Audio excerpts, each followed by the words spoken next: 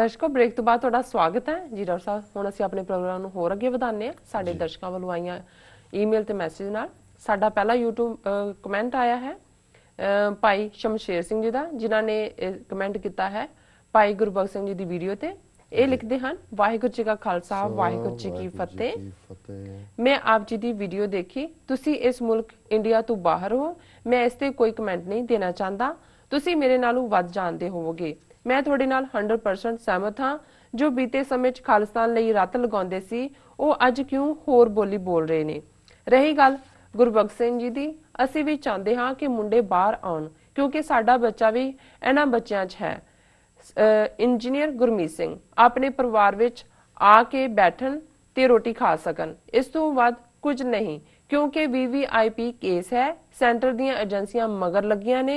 ਇਹ ਘਰੋਂ ਬਾਹਰ ਕਿਤੇ ਵੀ ਜਾਣਗੇ ਮੁਸ਼ਕਲ ਆਵੇਗੀ। ਇਹ ਮੈਂ ਇਸ ਲਈ ਕਹਿ ਰਿਹਾ ਹਾਂ ਕਿਉਂਕਿ ਇਹ ਮੇਰੇ ਨਾਲ ਬੀਤਿਆ ਹੈ ਤੇ ਬੀਤ ਰਿਹਾ ਹੈ। ਤੁਸੀਂ ਸੋਚੋਗੇ ਮੇਰੇ ਨਾਲ ਕਿਉਂ। ਮੈਂ ਇੰਜੀਨੀਅਰ ਗੁਰਮੀਤ ਸਿੰਘ ਜੀ ਦਾ ਸਕਾ ਚਾਚਾ ਹਾਂ।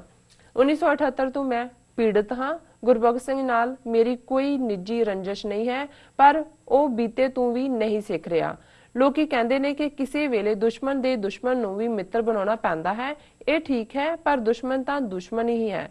ਫਿਰ ਭਾਜਪਾ ਤਾਂ ਕਿਸੇ ਦੀ ਮਿੱਤਰ ਨਹੀਂ, ਅੱਗੇ ਗੁਰੂ ਸਾਹਿਬ ਹੀ ਜਾਣਦੇ ਨੇ। ਬਾਕੀ ਫਿਰ ਸਹੀ, ਜੇ ਸਮਾਂ ਠੀਕ ਰਿਹਾ ਭੁੱਲ ਚੁੱਕ ਦੀ ਮਾਫੀ। ਵਾਹਿਗੁਰੂ ਜੀ ਕਾ ਖਾਲਸਾ ਵਾਹਿਗੁਰੂ ਜੀ ਕੀ ਫਤਿਹ ਜੀ।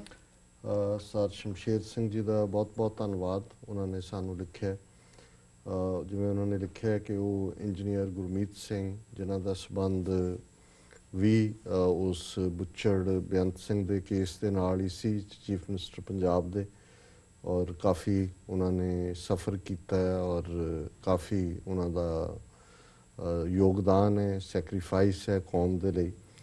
ਸੋ ਉਹਨਾਂ ਨੇ ਇਹ ਗੱਲ ਪਹਿਲਾਂ ਹੀ ਸ਼ੁਰੂਆਤ ਦੇ ਵਿੱਚ ਹੀ ਕਹੀ ਕਿ ਭਾਈ ਜਿਨ੍ਹਾਂ ਨੇ ਖਾਲਿਸਤਾਨ ਦੇ ਲਈ ਰੱਤ ਡੋਲੀ, ਜਿਹੜੇ ਉਹਨਾਂ ਨਾਲ ਜਾਂ ਉਹ ਨੇ, ਅੱਜ ਉਹ ਹੋਰ ਬੋਲੀ ਕਿਉਂ ਬੋਲ ਰਹੇ ਨੇ ਜੀ। ਸੋ ਮੇਰਾ ਖਿਆਲ ਹੈ ਵੀ ਉਹਨਾਂ ਦਾ ਇਸ਼ਾਰਾ ਅੱਜ ਉਹਨਾਂ ਧਿਰਾਂ ਵੱਲ ਹੋਏਗਾ ਪੰਜਾਬ ਦੇ ਵਿੱਚ ਜਿਹੜੀਆਂ ਸ਼ੁਰੂਆਤੀ ਦੌਰ 'ਚ ਕੋਈ ਖਾਲਿਸਤਾਨ ਦੇ ਐਲਾਨਨਾਮੇ ਨਾਲ ਸੰਬੰਧਿਤ ਸੀ।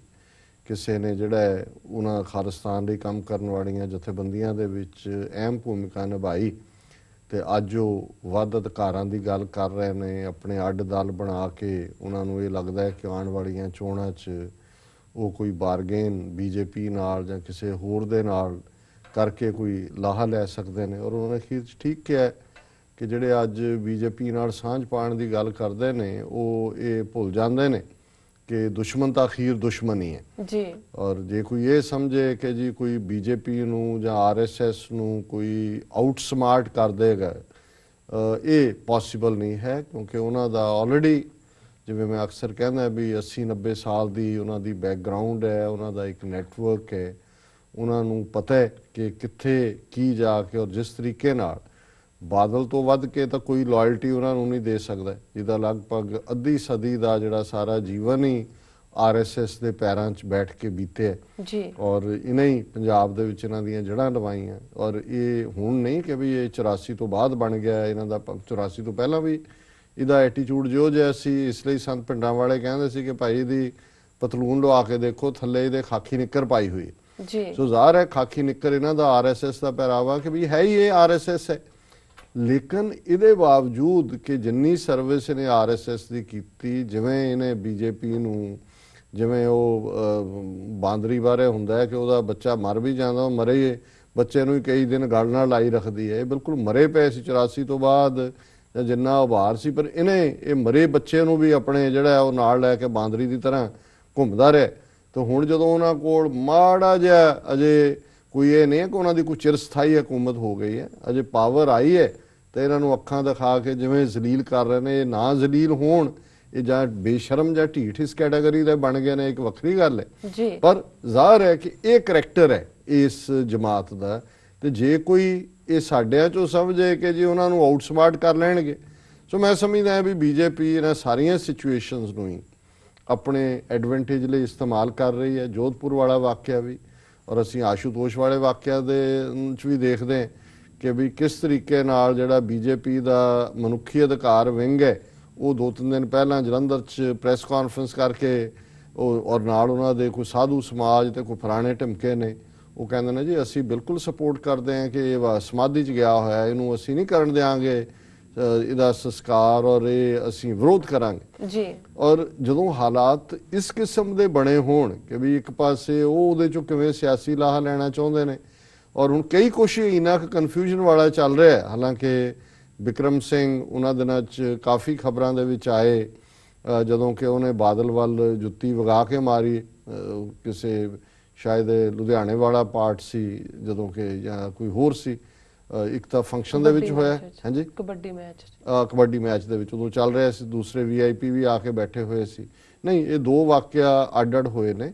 ਇੱਕ ਕਬੱਡੀ ਮੈਚ ਦੇ ਵਿੱਚ ਤਾਂ ਇੱਕ ਸਿੰਘ ਨੇ ਜਾ ਕੇ ਜਿਹੜਾ ਉਹ ਉੱਤੇ ਮਾਈਕ ਫੜਿਆ ਸੀ, ਲੇਕਿਨ ਇਹ ਘਟਨਾ ਡਿਫਰੈਂਟ ਹੋਈ ਹੈ। ਇੱਕ ਚੋਣ ਸਭਾ ਦੇ ਵਿੱਚ, ਜਾਂ ਚੋਣ ਸਭਾ ਤਾਂ ਨਹੀਂ, ਕਿਸੇ ਸੰਗਤ ਦਰਸ਼ਨ ਜਾਂ ਕਿੱਥੇ ਸੀ, ਤੇ ਉਹਨੇ ਜੁੱਤੀ ਸੁੱਟੀ ਔਰ ਬਾਅਦ ਦੇ ਵਿੱਚ ਉਸ ਨਾਲ ਵੀ ਜਿਵੇਂ ਕਈ ਦਿਨ ਉਹਦੀ ਜ਼ਮਾਨਤ ਨਹੀਂ ਹੋਣ ਦਿੱਤੀ, ਫਿਰ ਉਹ ਬਾਹਰ ਆਇਆ ਤੇ ਉਹਨੇ ਇਹ ਕਿਹਾ, ਚੰਗਾ ਲੱਗਾ, ਸਾਨੂੰ ਵੀ ਚੰਗਾ ਲੱਗਾ, ਉਹਨੇ ਕਿਹਾ ਜੀ ਮੈਂ ਇਹ ਫੈਸਲਾ ਕੀਤਾ ਹੈ ਕਿ ਵੀ ਮੈਂ ਅੰਮ੍ਰਿਤ ਛਕਣਾ ਹੈ ਔਰ ਮੈਂ ਸਿੰਘ ਸਜਣਾ ਹੈ, ਕਿਉਂਕਿ ਇਹੀ ਰਸਤਾ ਹੈ, ਗੁਰੂਆਂ ਦੀ ਵਿਚਾਰਧਾਰਾ ਹੀ ਰੈਵੋਲੂਸ਼ਨ ਵਾਲੀ ਹੈ ਜੀ। ਸੋ ਉਹ ਆ ਕੇ ਉਹਨੇ ਅੰਮ੍ਰਿਤ ਛਕਿਆ ਔਰ ਇਸ ਪਾਸੇ ਹੁਣ ਮੈਂ ਦੇਖ ਰਿਹਾ ਸੀ ਵੀ ਉਹ ਵੀ ਕੋਈ ਸਾਈਕਲ ਯਾਤਰਾ ਕਰਕੇ ਦਿੱਲੀ ਜਾ ਕੇ ਜੰਤਰ ਮੰਤਰ ਰੋਡ ਦੇ ਉੱਤੇ ਵਰਤ ਤੇ ਬੈਠੇ ਨੇ।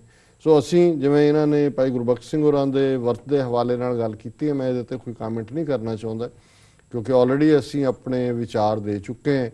ਲੇਕਿਨ ਅਸੀਂ ਇਹ ਸਮਝਦੇ ਹਾਂ ਕਿ ਇਸ ਵੇਲੇ ਭਾਵੇਂ ਮੁੱਢਲੇ ਤੌਰ ਤੇ ਕੋਈ ਵੀ ਰੀਜ਼ਨ ਹੋਏ, ਉਹਨਾਂ ਦੇ ਜਿਹੜੇ ਵੀ ਲੋਕ ਖੱਬੇ ਸੱਜੇ ਸੀ, ਇਸ ਵੇਲੇ ਇੱਕ ਮੋਮੈਂਟਮ ਜ਼ਰੂਰ ਬਣੀ ਹੈ ਕਿਉਂਕਿ ਜਿਹੜੀ ਉਹਨਾਂ ਦੀਆਂ ਮੰਗਾਂ ਨੇ ਭਾਈ ਗੁਰਬਖਸ਼ ਸਿੰਘ ਹੋਰਾਂ ਦੀ, ਉਹਨਾਂ ਨਾਲ ਕੌਣ ਸਹਿਮਤ ਹੋ ਸਕਦਾ ਹੈ। ਸੋ ਅਸੀਂ ਕੋਈ ਹੋਰ ਗੱਲ ਕਹਿ ਕੇ ਉਸ ਜਿਹੜਾ ਇੱਕ ਮੋਮੈਂਟਮ ਹੈ ਉਸ ਬਾਰੇ ਕੋਈ ਨਾ ਪੱਖੀ ਰਵੱਈਆ ਨਹੀਂ ਰੱਖਣਾ ਚਾਹੁੰਦੇ। ਪਰ ਮੈਨੂੰ ਇਹ ਸਾਰਾ ਇੰਨਾ ਕਨਫਿਊਜ਼ਡ ਲੱਗ ਰਿਹਾ ਹੈ ਕਿ ਹੁਣ ਜਿਵੇਂ ਬਿਕਰਮ ਸਿੰਘ ਹੋਰਾਂ ਦਾ ਵੀ ਵਰਤ ਹੈ, ਜੇ ਇੱਕ ਪਾਸੇ ਚੱਲ ਰਿਹਾ ਇੱਕ ਮੁੱਦੇ ਦੇ ਉੱਤੇ, ਤੇ ਫਿਰ ਕਿਉਂ ਸਾਈਮਲਟੇਨੀਅਸਲੀ ਤੁਸੀਂ ਉਹਨਾਂ ਨੇ ਨਵੰਬਰ 84 ਦੇ ਮੁੱਦੇ ਨੂੰ ਸਾਹਮਣੇ ਲਿਆ। ਹਾਲਾਂਕਿ ਇਹ ਨਹੀਂ ਹੈ ਵੀ ਨਵੰਬਰ 84 ਦਾ ਮੁੱਦਾ ਨਹੀਂ ਹੈ, ਮੁੱਦਾ ਬੜਾ ਇੰਪੋਰਟੈਂਟ ਹੈ, ਪਰ ਜਦੋਂ ਅਸੀਂ ਔਰ ਜਿਹੜੀ ਜੋਧਪੁਰ ਵਾਲਾ ਵਾਕਿਆ ਹੈ, ਕੱਲ ਵੀ ਮੈਂ ਬੜਾ ਪਪੂਲਰ ਰੇਡੀਓ ਪ੍ਰੋਗਰਾਮ ਹੈ ਵੌਇਸ ਆਫ ਖਾਲਸਾ, ਉਹਦੇ ਤੇ ਮੇਰਾ ਰੇਡੀਓ ਟਾਕ ਸ਼ੋ ਸੀ ਆਲਮੋਸਟ 1 ਘੰਟੇ ਦਾ, ਔਰ ਬੀਬੀ ਤੇਜਿੰਦਰ ਕੌਰ ਨੇ ਸਰੀ ਬ੍ਰਿਟਿਸ਼ ਕੋਲੰਬੀਆ ਕੈਨੇਡਾ ਤੋਂ ਉਹ ਹੋਸਟ ਨੇ ਉਸ ਪ੍ਰੋਗਰਾਮ ਦੇ, ਔਰ ਉਹਦੇ 'ਚ ਵੀ ਉਹਨਾਂ ਨੇ ਇੱਕ ਸਿੰਘ ਦੇ ਹਵਾਲੇ ਨਾਲ ਮੈਂ ਨਾਂ ਨਹੀਂ ਲਵਾਂਗਾ ਜਿਹੜਾ ਇਸ ਬਾਰੇ ਕੋਈ ਟਿੱਪਣੀ ਕੀਤੀ ਸੀ ਕਿ ਵੀ ਉਹਨਾਂ ਨੇ ਇਵੇਂ ਕਿਹਾ ਕਿ ਜੀ ਜਥੇਦਾਰ ਅਕਾਲ ਤਖਤ ਨੇ ਕੋਈ ਵਾਅਦਾ ਨਹੀਂ ਸੀ ਕੀਤਾ ਜਾਂ ਕੁਝ ਨਹੀਂ। ਪਰ ਮੈਂ ਇਸ ਦੇ ਬਾਵਜੂਦ ਇਹ ਮਹਿਸੂਸ ਕਰਦਾ ਹਾਂ ਵੀ ਜਦੋਂ ਕੋਈ ਇਸ਼ੂ ਹਾਈਲਾਈਟ ਹੋ ਜਾਂਦਾ ਹੈ, ਭਾਵੇਂ ਇਨੀਸ਼ੀਅਲੀ ਉਹਨੂੰ ਇੱਕ ਚੰਗੇ ਪਲਾਨਡ ਤਰੀਕੇ ਨਾਲ ਵੀ ਕੀਤਾ ਜਾ ਸਕਦਾ ਹੈ, ਪਰ ਹਰ ਇੱਕ ਦੀਆਂ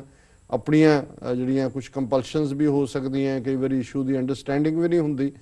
ਲੇਕਿਨ ਇਹਦੇ 'ਚ ਕੋਈ ਸ਼ੱਕ ਨਹੀਂ ਹੈ ਵੀ ਜਿੰਨਾ ਇਹ ਸਾਰਾ ਕਨਫਿਊਜ਼ਨ ਚੱਲ ਰਿਹਾ, ਔਰ ਜਿਵੇਂ ਜੋਧਪੁਰ ਦੇ ਹਵਾਲੇ ਨਾਲ ਵੀ ਕਿ ਵੀ ਇਹ RSS ਨੂੰ ਸੂਟ ਕਰਦਾ ਵੱਧ ਤੋਂ, ਕਿ ਵੀ ਬੇਸ਼ੱਕ ਉਹ ਕਿਹਨੇ ਕੀਤਾ, ਆਸ਼ੂਤੋਸ਼ ਦੇ ਚੇਲਿਆਂ ਨੇ ਕੀਤਾ, ਕੇਸ ਰਜਿਸਟਰ ਹੋ ਗਿਆ, ਪਰ ਜੇ ਉਹਦਾ ਤੁਸੀਂ ਪੋਲੀਟੀਕਲ ਐਡਵਾਂਟੇਜ ਦੇਖਦੇ ਹੋ ਤਾਂ ਉਹ RSS ਲੈ ਰਿਹਾ।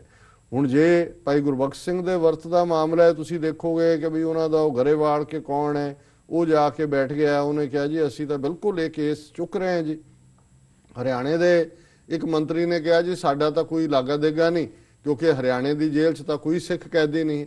ਸੋ ਮੈਂ ਸਮਝਦਾ ਹਾਂ ਵੀ, ਔਰ ਇਧਰ ਸੁਖਬੀਰ ਬਾਦਲ ਨੇ ਉਹੀ ਮੰਗ ਕਰਤੀ ਕਿ ਜੀ 100 ਜਿਹੜੇ ਨੇ ਸਿੱਖ ਆਡੜ ਜੇਲ੍ਹਾਂ 'ਚ ਬੰਦ ਉਹਨਾਂ ਨੂੰ ਛੱਡਿਆ ਜਾਏ ਜੀ। ਸੋ ਕੁੱਲ ਮਿਲਾ ਕੇ ਜਦੋਂ ਤੁਸੀਂ ਦੇਖਦੇ ਹੋ ਕਿ ਵੀ, ਔਰ ਕੈਨੇਡਾ 'ਚ ਇੱਕ ਬੜੇ ਚੰਗੇ ਪੱਤਰਕਾਰ ਨੇ ਸਰੀ ਦੇ ਵਿੱਚ, ਉਹਨਾਂ ਨਾਲ ਗੱਲ 4-5 ਦਿਨ ਪਹਿਲਾਂ ਹੋ ਰਹੀ ਸੀ, ਉਹ ਸਾਰੇ ਹਰ ਇੱਕ ਦਾ ਇੱਕ ਆਪਣਾ ਵਿਊ ਪੁਆਇੰਟ ਹੈ, ਉਹ ਸਾਰੇ ਸਿਨੈਰੀਓ ਬਾਰੇ ਕਹਿਣ ਲੱਗੇ ਕਿ ਵੀ ਜਦੋਂ ਸਿੱਖ ਚੁੱਪ ਕਰ ਜਾਂਦੇ ਨੇ ਤੇ ਏਜੰਸੀਆਂ ਘਬਰਾ ਜਾਂਦੀਆਂ ਕਿ ਵੀ ਇਹ ਗੱਲ ਕਿਸੇ ਪਾਸਿਓਂ ਨਹੀਂ ਆ ਰਹੀ, ਇਹ ਕੋਈ ਹੁਣ ਵਿੱਢ ਕੇ ਕੋਈ ਗੱਲ ਨਾ ਅੱਗੇ ਤੋਰਨ, ਤੇ ਉਦੋਂ ਉਹ ਕੁਛ ਨਾ ਕੁਛ ਆਲਾ ਦੁਆਲਾ ਐਸਾ ਖਿਲਾਰ ਦਿੰਦੀਆਂ ਕਿ ਅਸੀਂ ਫਿਰ ਉਹਦੇ ਉਲਝ ਜਾਂਦੇ, ਔਰ ਫਿਰ ਜਿਹੜਾ ਅਸਲੀ ਇਸ਼ੂ ਹੈ ਉਹ ਫਿਰ ਪਿੱਛੇ ਚਲਾ ਜਾਂਦਾ। ਸੋ ਕੁੱਲ ਮਿਲਾ ਕੇ ਮੈਂ ਸਮਝਦਾ ਵੀ ਅਸੀਂ ਜਿਹੜੇ ਵੀ ਉੱਥੇ ਕੋਈ ਐਫਰਟ ਕਰਦੇ ਨੇ, 10 ਦਸੰਬਰ ਦਾ ਹਿਊਮਨ ਰਾਈਟਸ ਡੇ ਸੀ, ਉਹਦੇ ਤੇ ਵੀ ਐਕਟੀਵਿਟੀ ਹੋਈ ਹੈ, ਔਰ ਬੀਬੀ ਪਰਮਜੀਤ ਕੌਰ ਖਾਲੜਾ ਉਹਨਾਂ ਨਾਲ ਮੇਰੀ ਅੱਜ ਸਵੇਰੇ ਹੀ ਗੱਲ ਹੋ ਰਹੀ ਸੀ, 2 ਡਿਫਰੈਂਟ ਸੈਮੀਨਾਰ ਹੋਏ ਅੰਮ੍ਰਿਤਸਰ 'ਚ, ਉਹਦੇ 'ਚ ਉਹਨਾਂ ਨੇ ਐਡਰੈਸ ਕੀਤਾ, ਔਰ ਅੱਜ ਉਹ TV 84 ਪ੍ਰੋਗਰਾਮ ਤੇ ਐਕਸਕਲੂਸਿਵ ਗੱਲਬਾਤ ਬੀਬੀ ਪਰਮਜੀਤ ਕੌਰ ਖਾਲੜਾ ਨਾਲ ਹੋਏਗੀ। ਮੈਂ ਸਮਝਦਾ ਵੀ ਫੀਲਡਸ ਬਹੁਤ ਸਾਰਿਆਂ ਦੇ ਵਿੱਚ ਕੰਮ ਹੋ ਰਿਹਾ ਹੈ। ਮਨੁੱਖੀ ਹੱਕਾਂ ਦੀ ਲਹਿਰ ਨੂੰ ਵੀ ਜੇ ਪੰਜਾਬ ਦੇ ਅਜੋਕੇ ਦੌਰ 'ਚ ਉਹਨਾਂ ਦੇ ਅਲੰਬਰਦਾਰ ਔਰ ਸ਼ਹੀਦ ਨੇ ਜਿਨ੍ਹਾਂ ਨੇ ਆਪਣੀ ਸ਼ਹਾਦਤ ਨਾਲ ਝੂਠੇ ਪੁਲਿਸ ਮੁਕਾਬਲਿਆਂ ਨੂੰ ਠੱਲ ਪਾਈ, ਤਾਂ ਜਸਵੰਤ ਸਿੰਘ ਖਾਲੜਾ ਨੇ। ਸੋ ਜਿਹੜੇ ਇਸ ਮੁੱਦੇ ਦੇ ਉੱਤੇ ਵੀ ਕੰਮ ਕਰ ਰਹੇ ਨੇ, ਬਹੁਤ ਮੁਬਾਰਕ ਹੈ। ਭਾਈ ਗੁਰਬਖਸ਼ ਸਿੰਘ ਹੋਰਾਂ ਨੇ ਇਸ਼ੂ ਹਾਈਲਾਈਟ ਕੀਤਾ, ਸਾਲ ਪਹਿਲਾਂ ਕੀਤਾ ਸੀ, ਹੁਣ ਫੇਰ ਕੀਤਾ, ਇਹ ਵੀ ਮੁਬਾਰਕ ਹੈ। ਪਰ ਇਸ ਗੱਲ ਨੂੰ ਜ਼ਰੂਰ ਅਸੀਂ ਸਮਝੀਏ ਕਿ ਕਦੇ ਵੀ ਜਿਹੜਾ ਉੱਥੇ ਕੰਮ ਕ੍ਰਾਸ ਪਰਪਸ ਤੇ ਹੋਣਾ ਸ਼ੁਰੂ ਹੋ ਜਾਂਦਾ ਹੈ ਜਾਂ ਸਾਈਮਲਟੇਨੀਅਸਲੀ ਬਹੁਤ ਸਾਰੀਆਂ ਡਿਵੈਲਪਮੈਂਟ ਸ਼ੁਰੂ ਹੋ ਜਾਂਦੀਆਂ ਨੇ, ਤੇ ਇਹਦੇ ਪਿੱਛੇ ਜ਼ਰੂਰ ਦੇਖੀਏ ਕਿ ਕਿੱਥੇ ਏਜੰਸੀਆਂ ਦੀ ਗੇਮ ਹੈ, ਕਿੱਥੇ ਕੋਈ ਸਿਆਸੀ ਖੇਡ ਹੈ, ਕਿਸ ਤਰੀਕੇ ਦੇ ਨਾਲ। ਹੁਣ ਅੱਜ ਸੁਖਬੀਰ ਬਾਦਲ ਦੀ ਵੀ ਸਟੇਟਮੈਂਟ ਲੱਗੀ ਹੋਈ ਹੈ ਕਿ ਜੀ ਆਰਟੀਕਲ 25 ਸੰਵਿਧਾਨ ਦੇ ਵਿੱਚ ਸੋਧ ਹੋਣੀ ਚਾਹੀਦੀ ਹੈ, ਸਿੱਖਾਂ ਦੀ ਵੱਖਰੀ ਪਛਾਣ ਹੋਣੀ ਚਾਹੀਦੀ ਹੈ। ਹੁਣ ਜਦੋਂ ਤੁਸੀਂ ਇੰਨਾ ਕੁਝ, ਕਿਉਂਕਿ ਉਹ ਆਪਣਾ ਬੈਕ ਟਰੈਕ ਕਵਰ ਕਰ ਰਹੇ ਨੇ ਕਿ ਜਿਹੜਾ ਠੁੱਡ ਵੱਜਣਾ ਜਦੋਂ ਬੀਜੇਪੀ ਦਾ ਹੈ, ਤਾਂ ਤੁਸੀਂ ਜਾ ਕੇ ਪੰਥਕ ਏਜੰਡੇ ਦੇ ਥੱਲੇ ਗੱਲ ਕਰੋ। ਜਥੇਦਾਰ ਅਕਾਲ ਤਖਤ ਸਾਹਿਬ ਨੇ ਵੀ ਇਸ ਕਿਸਮ ਦੀ ਇੱਕ ਸਟੇਟਮੈਂਟ ਜਿਹੜੀ ਹੈ ਦਿੱਤੀ ਹੈ। ਹਾਲਾਂਕਿ ਇੱਕ ਚੰਗੀ ਗੱਲ ਹੈ ਕਿ ਸਿੱਖਸ ਫॉर ਜਸਟਿਸ ਨੇ ਧਾਰਾ 25 ਦੇ ਨੂੰ ਆਧਾਰ ਬਣਾ ਕੇ ਪ੍ਰੈਜ਼ੀਡੈਂਟ ਓਬਾਮਾ ਨੂੰ ਚੈਲੰਜ ਕਰਦੇ ਆ ਕਿ ਭਾਈ ਜਦੋਂ ਤੁਸੀਂ ਜਾਣਾ ਹੈ ਮੋਦੀ ਨੂੰ ਚੈਲੰਜ ਕਰ। 3 ਨੁਕਤੇ ਨੇ ਉਹਦੇ, ਪਰ ਉਹਦੇ 'ਚ ਵੀ ਕਨਕਲੂਜਨ ਜਿਹੜੀ ਤਿੰਨੋਂ ਹੀ ਗੱਲਾਂ ਨੇ, ਕਈਆਂ ਨੇ ਇਸ ਤੇ ਇਤਰਾਜ਼ ਵੀ ਕੀਤਾ ਹੈ ਕਿ ਜਿਵੇਂ ਪਟੀਸ਼ਨਾਂ ਨਾਲ ਕੀ ਨਿਕਲਣਾ ਹੈ। ਮੈਂ ਸਮਝਦਾ ਵੀ ਜਿਹੜਾ ਵੀ ਕੋਈ ਐਫਰਟ ਕੰਮ ਕਰਦਾ ਉਹਦੇ ਵੀ 3 ਨੁਕਤੇ ਨੇ ਉਸ ਪਟੀਸ਼ਨ ਦੇ ਕਿ ਭਾਈ ਸਾਡੇ ਨੁਮਾਇੰਦਿਆਂ ਨੇ ਤਾਂ ਦਸਤਖਤ ਹੀ ਨਹੀਂ ਸੀ ਕੀਤੇ ਤੁਹਾਡੇ ਸੰਵਿਧਾਨ ਤੇ, ਫਿਰ ਤੁਸੀਂ ਨਸਲਕੁਸ਼ੀ ਤੋਂ ਬਾਅਦ ਨਸਲਕੁਸ਼ੀ ਕੀਤੀ ਹੈ ਸਾਡੀ, ਤੇ right of self determination. Right of self determination Khalistan ਦੀ ਗੱਲ ਹੈ ਕਿ ਸਵੈ ਨਿਰਣੇ ਦਾ ਹੱਕ। ਸੋ ਅਸੀਂ ਸਮਝਦੇ ਹਾਂ ਕਿ ਵੀ ਬਜ਼ੁਰਗ ਸ਼ਮਸ਼ੇਰ ਸਿੰਘ ਜਿਹੜੇ ਚਾਚਾ ਜੀ ਨੇ ਇੰਜੀਨੀਅਰ ਗੁਰਮੀਤ ਸਿੰਘ ਜੀ ਦੇ, ਉਹਨਾਂ ਦਾ ਵੀ ਦਿਲ ਕਈ ਪਾਸਿਓਂ ਦੁਖਿਆ ਹੋਏਗਾ। ਏਜੰਸੀਆਂ ਨੇ ਕੀ ਕੀਤਾ ਉਹ ਵੱਖਰੀ ਗੱਲ ਹੈ, ਆਪਣਿਆਂ ਤੋਂ ਵੀ ਬੰਦਾ ਹੁੰਦਾ ਹੈ, ਕਈ ਵਾਰੀ ਤੁਹਾਡੀਆਂ ਐਕਸਪੈਕਟੇਸ਼ਨਸ ਹੁੰਦੀਆਂ ਨੇ, ਪਰ ਕੁੱਲ ਮਿਲਾ ਕੇ ਮੈਂ ਸਮਝਦਾ ਹਾਂ ਵੀ ਉਹਨਾਂ ਦੀ ਇਸ ਸਟੇਟਮੈਂਟ ਨੂੰ ਮੈਂ ਐਂਡੋਰਸ ਕਰਦਾ ਹਾਂ ਕਿ ਦੁਸ਼ਮਣ ਤਾਂ ਦੁਸ਼ਮਣ ਹੀ ਹੈ, ਔਰ ਦੁਸ਼ਮਣ ਦਾ ਝਾਂਸਾ ਭਾਵੇਂ ਕਿੰਨਾ ਚੰਗਾ ਲੱਗਦਾ ਹੋਏ ਵਕਤੀ ਤੌਰ ਤੇ ਕਿ ਸ਼ਾਇਦ ਉਹਦੇ ਚੋਂ ਅਸੀਂ ਕੋਈ ਭਲਾ ਕੱਢ ਸਕੀਏ, ਪਰ ਅਲਟੀਮੇਟਲੀ ਦੁਸ਼ਮਣ ਬਾਤ ਕਰੇ ਅਨਹੋਣੀ, ਉਹਨੇ ਅਨਹੋਣੀ ਕਰਨੀ ਹੈ। ਸੋ ਇਹਨਾਂ ਦਾ ਬਹੁਤ ਬਹੁਤ ਧੰਨਵਾਦ, ਇਹਨਾਂ ਨੇ ਸਾਨੂੰ ਲਿਖਿਆ। ਜੀ ਡਾਕਟਰ ਸਾਹਿਬ, ਵੇਲਾ ਵੀ ਹੋ ਗਿਆ ਬ੍ਰੇਕ ਤੇ ਜਾਣ ਦਾ। ਵਿਊਅਰਸ ਤੁਸੀਂ ਕਿਤੇ ਨਹੀਂ ਜਾਣਾ, ਮਿਲਦੇ ਹਾਂ ਕਮਰਸ਼ੀਅਲ ਬ੍ਰੇਕ ਤੋਂ ਬਾਅਦ।